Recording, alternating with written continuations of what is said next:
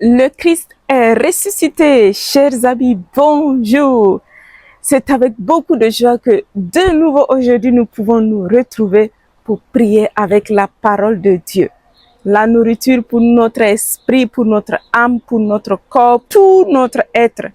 Parce que la parole de Dieu est le plus grand point de référence pour une vie en abondance. Amen. Et alors, aujourd'hui, nous serons à Acte 11 et le psaume 101. Et je t'invite donc à préparer déjà ta parole. Là, je suis aujourd'hui au milieu des montagnes. C'est une merveille ici. Et il y a un glacier aussi juste derrière ces montagnes. C'est merveilleux. Il fait bien chaud déjà. Je suis en Valais, en Suisse. Avec cette beauté de la nature, nous allons proclamer l'auteur de cette beauté, l'auteur de ma vie, l'auteur de ta vie, de notre vie. Glorifions-le, car il est digne de recevoir tout honneur et toute gloire, notre Seigneur. Amen. Et alors, je t'invite à prendre déjà le passage en Acte 11 et aussi préparer déjà le psaume 101. Acte 11. Cependant, les apôtres et les frères de Judée apprirent que les païens, eux aussi, avaient accueilli la parole de Dieu. Quand donc Pierre monta à Jérusalem, les circoncis le prirent à partie. Pourquoi, lui demandèrent-ils, es-tu entré chez des incirconcis et as-tu mangé avec eux? Pierre alors se mit à leur exposer toute l'affaire point par point. J'étais, dit-il, en prière dans la ville de Joppé, quand en extase, j'eus une vision du ciel. Un objet descendait semblable à une grande nappe qui s'abaissait, tenue aux quatre coins, et elle vint jusqu'à moi. Je regardais, ne la quittant pas des yeux, et j'y vis les quadrupèdes de la terre, les bêtes sauvages, les reptiles, ainsi que les oiseaux du ciel. J'entendis alors une voix me dire, « Allons, Pierre, immole et mange. » Je répondis, « Oh non, Seigneur, car rien de souillé ni d'impur n'entre jamais dans ma bouche. » Une seconde fois, la voix reprit du ciel, « Ce que Dieu a purifié, toi ne le dis pas souillé. » Cela se répéta par 3 fois, puis tout fut de nouveau retiré dans le ciel. Juste au même moment, 3 hommes se présentèrent devant la maison où nous étions. Ils m'étaient envoyés de Césarée. L'Esprit me dit de les accompagner sans scrupule. Les 6 frères que voici vinrent également avec moi et nous entrâmes chez l'homme en question. Il nous raconta comment ils avaient vu un âge se présenter chez lui et lui dire, « Envoie quérir à Joppé Simon, surnommé Pierre. Il te dira des paroles qui t'apporteront le salut, à toi et à toute ta famille. » Or, à peine avais-je commencé à parler que l'Esprit Saint tomba sur eux, tout comme sur nous au début. Je me suis alors rappelé cette parole du Seigneur. Jean, disait-il, a baptisé avec de l'eau, mais vous serez baptisés dans l'Esprit Saint. Si donc Dieu leur a accordé le même don qu'à nous, pour avoir cru au Seigneur Jésus-Christ, qui étais-je moi pour faire obstacle à Dieu? Ces paroles les apaisèrent et ils glorifièrent Dieu en disant, ainsi donc aux païens aussi, Dieu a donné la repentance qui conduit à la vie. Ceux-là donc qui avaient été dispersés lors de la tribulation survenue à l'occasion d'Étienne poussèrent jusqu'à Phénicie, à Chypre et à Antioche, mais sans prêcher la parole à d'autres qu'aux Juifs. Il y avait toutefois parmi eux quelques Chypriotes et Cyrénaïens qui, venus à Antioche, s'adressaient aussi aux Grecs, leur annonçant la bonne nouvelle du Seigneur Jésus. La main du Seigneur les secondait et grand fut le nombre de ceux qui embrassèrent la foi et se convertirent au Seigneur. La nouvelle en vint aux oreilles de l'église de Jérusalem et l'on députa Barnabé à Antioche. Lorsqu'il arriva et qu'il vit la grâce accordée par Dieu, il s'en réjouit et les encouragea tous à demeurer d'un cœur ferme, fidèle au Seigneur, car c'était un homme de bien, rempli de l'Esprit Saint et de foi. Une foule considérable s'adjoignit ainsi au Seigneur. Barnabé partit alors chercher Saul à Tars.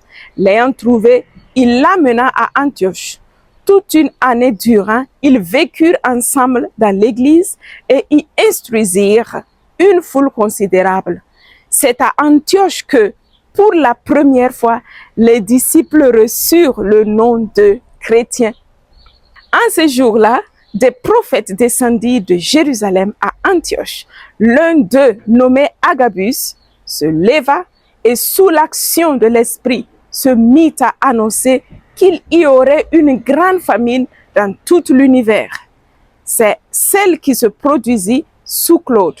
Les disciples décidèrent alors d'envoyer chacun, selon ses moyens, des ressources, des secours aux frères de Judée. Ce qu'ils firent en les envoyant aux anciens par l'entremise de Barnabé et Saul. Amen. Merci Seigneur pour cette merveilleuse parole très puissante qui montrait comment les apôtres étaient actifs. Que encore aujourd'hui, nous sommes tes apôtres, nous sommes tes envoyés, nous sommes tes disciples, Seigneur, que tu envoies porter la bonne nouvelle aux cœurs lointains, aux cœurs qui ne te connaissent pas encore, aux personnes qui ont soif de te connaître en faisant beaucoup d'autres choses, mais c'est toi qu'ils cherchent. Seigneur, donne-moi d'être une voix qui crie dans les cœurs déserts que tu es le Seigneur, dans les cœurs assoiffés que tu es le Seigneur. Je veux être là, ta voix.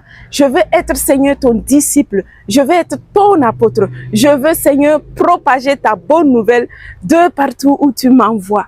Aujourd'hui même, là où je suis, en commençant par mon entourage, par ma communauté, par ma famille, par mes amis, par toute personne, Seigneur, que tu me mets à côté. Je veux être ta voix. Je veux être ton témoin. Amen. Et voilà, mon frère et ma sœur, tu peux prier avec le verset qui t'a touché. Moi, ce qui m'a touché vraiment, c'est le verset 15. Or, à peine avais-je commencé à parler que l'Esprit Saint tomba sur eux, tout comme sur nous au début. Merci Seigneur parce que tu n'as pas de choix. Chaque personne est ton enfant. Tu aimes chacune de nous sans condition. Tu nous aimes personnellement. Tu n'as pas besoin que je fasse 1000 choses avant de t'aimer. Ton sacrifice sur la croix, ta résurrection, ça a été pour toute l'humanité. Merci parce que à travers cela, tu m'as sauvé. Tu as sauvé toute ta création. Oui Seigneur, merci parce que tu m'aimes. Tu aimes toutes tes créatures, Seigneur. Tu aimes chaque homme, chaque être humain. Nous sommes tous tes enfants. Et ton amour pour nous est incomparable. Lorsque nous t'ouvrons notre cœur, voici que nous pouvons te rencontrer. Voici que nous pouvons expérimenter la Pentecôte, l'Esprit de Dieu, l'effusion de ton Esprit qui nous éclaire, qui nous guide, qui nous convainc du péché et qui nous rapproche toujours de plus à toi. Me voici, Seigneur, pour faire ta volonté, pour être un moyen pour porter la bonne nouvelle à tous les cœurs assoiffés de toi, à toutes les personnes, afin qu'ils reconnaissent qui est leur sauveur. C'est toi, Jésus-Christ, mon sauveur et mon roi, mon Seigneur, mon Messie. Il n'y a aucun autre Dieu comme toi. Merci Seigneur pour cette parole merveilleuse. Et maintenant, tu peux faire ta prière et nous allons passer tout de suite au psaume 101. Le psaume 101. Je chanterai amour et jugement. Pour toi, Seigneur, je jouerai. J'avancerai dans la voie des parfaits. Quand viendras-tu vers moi? Je suivrai la perfection de mon cœur dans ma maison. Point de place devant mes yeux pour rien de vil. Je hais les façons de dévoyer et non sur moi nulle prise. Loin de moi le cœur tortueux, le méchant, je l'ignore. Qui dénigre en secret son prochain, celui-là, je le fais taire. L'œil hautain, le cœur enflé, je ne puis les souffrir. J'ai les yeux sur les fidèles du pays, qu'ils demeurent avec moi. Celui qui marche dans la voie des parfaits, sera mon servant. Point de demeure en ma maison, point l'affaisseur de tromperie. Le diseur de mensonges ne tient pas devant mes yeux. Au matin, je les fais taire, tous les impies du pays, pour retrancher de la ville du Seigneur tous les malfaisants. Amen. C'est merveilleux cette parole, ce psaume. C'est puissant. Seigneur, merci parce que tu nous désires comme tu es, Seigneur. Des hommes qui te cherchent sans cesse, qui ne vivent pas dans le mensonge, ni dans les tromperies, ni dans des moqueries, ni dans des tromperies. Oui, Seigneur, tu m'invites à vivre avec un cœur bon et sincère, comme tu me le dis dans ce verset 2b. Je suivrai la perfection de mon cœur dans ma maison. Point de place devant mes yeux, point rien de vil. Oui, Seigneur, je veux suivre ta perfection dans ta maison tous les jours de ma vie. Seigneur, donne-moi de vivre cette vie, de chercher la perfection, de chercher la sainteté, Seigneur, tous les jours dans ma vie, de fuir le mensonge, de fuir les mal-dire, de fuir les tromperies, de fuir les cœurs pervertis, de fuir tout ce qui ne vient pas de toi. Que ma bouche soit un instrument pour proclamer ta bénédiction sur la vie de mes frères et sœurs, non la malédiction. Je veux que ma bouche soit un instrument de réconciliation, un instrument d'amour, un instrument de communion, un instrument de paix, de pardon, d'amour, Seigneur. Mais je ne veux pas celle de l'ennemi qui me détruit, qui me tue, qui me vole mon identité. Non, Seigneur, je veux que mes sources, les racines de ma vie soient tes valeurs, soit tes virtus, soit tes béatitudes, soit ton amour, soit ton commandement. Donne-moi, Seigneur, de vivre ainsi par la force et la puissance de ton esprit, car c'est par la force de ton esprit que je pourrai tout faire. Sans toi, je ne peux rien, mais c'est avec toi que j'y arriverai, Seigneur. Écrase l'orgueil dans mon cœur afin que je puisse, Seigneur, être ta servante humble, Seigneur.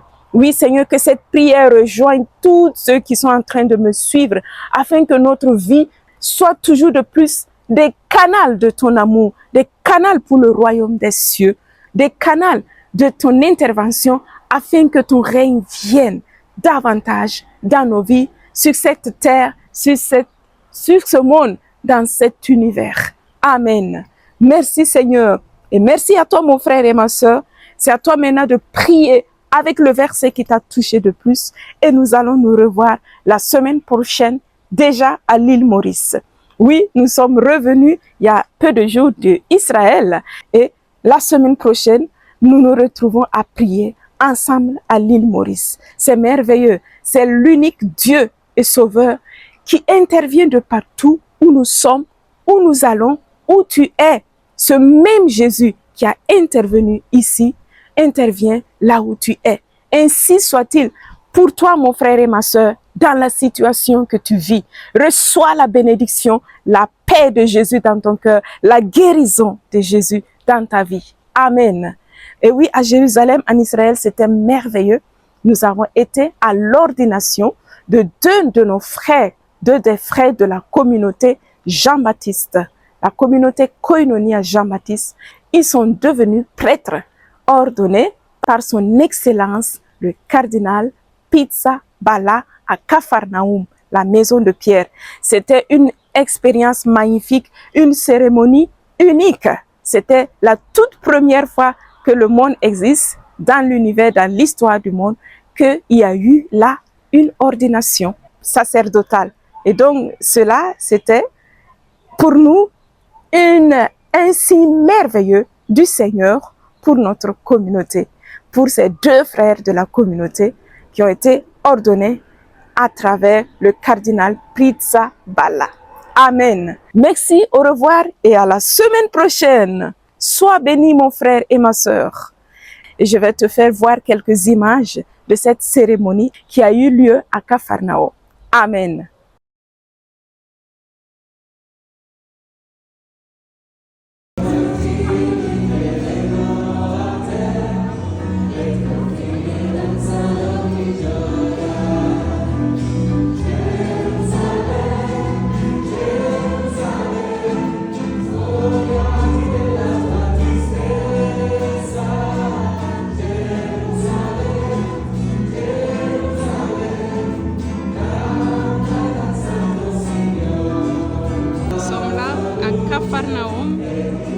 au-dessus de la maison de Saint-Pierre qui se trouve là.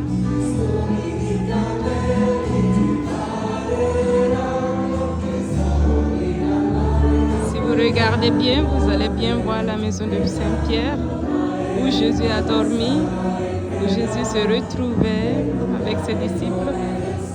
L'ordination de deux frères de la communauté célébrée par le cardinal Pizzaballa.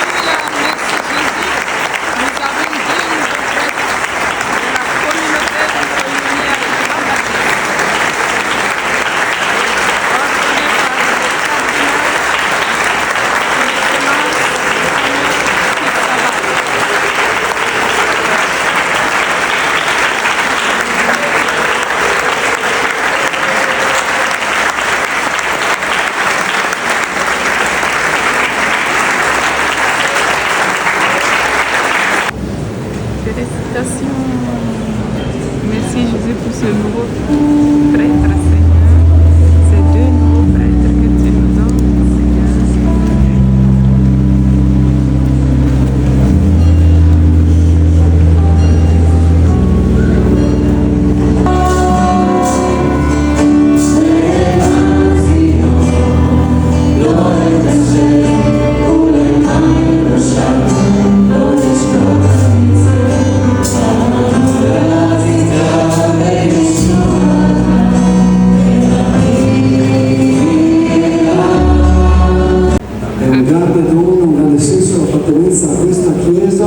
Che ha dato e continua a dare questo senso effettivo della paternità.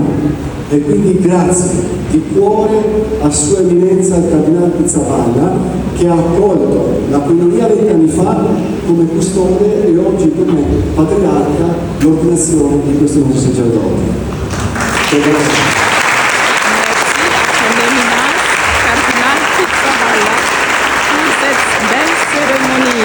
Merci. Grazie a Sua Eccellenza Monsignor Rafik, grazie a Sua Eccellenza Monsignor Bruno Smercuzzo,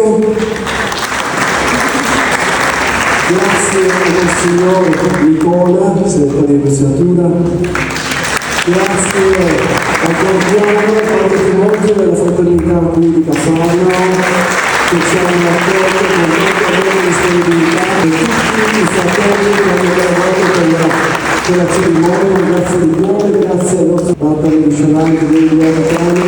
Merci au Rabbi qui est là.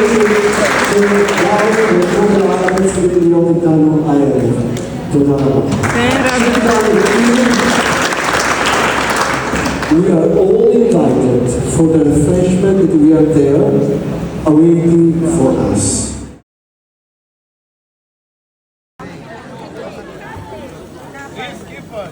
Alors la fête commence, on mange la pizza, c'est la fête. C'est délicieux.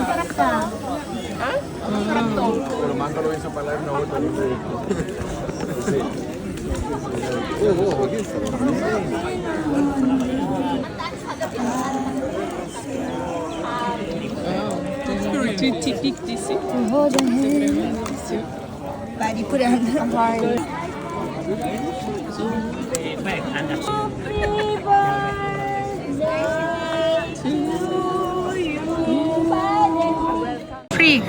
Bonjour chers amis, j'ai l'honneur aujourd'hui à Capharnaüm, là où Jésus a été, de parler avec mon frère Rabbi, c'est un rabbi, et il veut me donner sa bénédiction et cette bénédiction descend aussi sur vous en ce moment.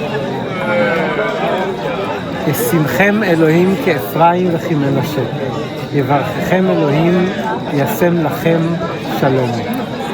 שלום, אמן. Amen.